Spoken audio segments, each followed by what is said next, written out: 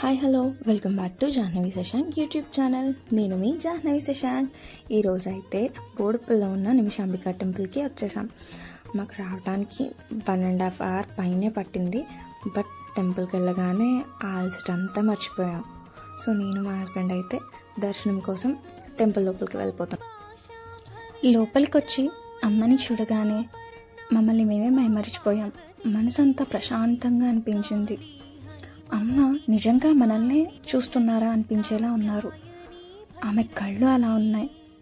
నిజంగా అమ్మ చాలా కలగా అనిపించారు. ఈ నిమిషాంబికాదేవి గుడి చాలా ప్రసిద్ధి చెందిందట. మాకు తెలియదు, కానీ విన్నాక ఒకసారి వెళ్ళి దర్శించుకోవాలనిపించింది.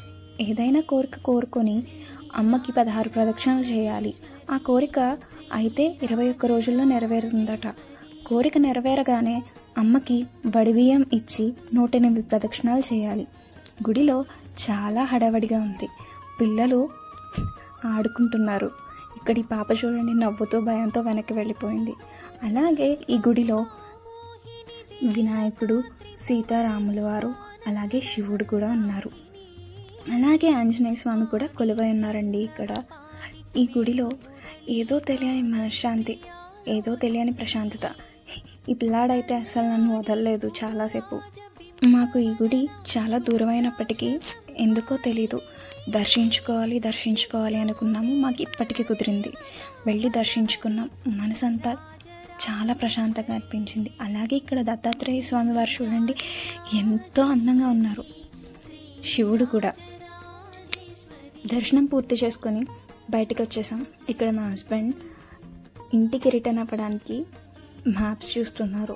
ఎందుకంటే ట్రాఫిక్ చాలా గట్టిగా ఉంటుంది కదా, ఎట్ సైడ్ వెళ్తే వీలుగా ఉంటుందా అని చూస్తున్నారు. మేము రావడానికి 1.5 hours పట్టింది, వెళ్ళడానికి 1.5 hours పట్టింది. మేము కరెక్ట్గా ఇంటి నుంచి 4 o'clockకి స్టార్ట్ అయ్యాము.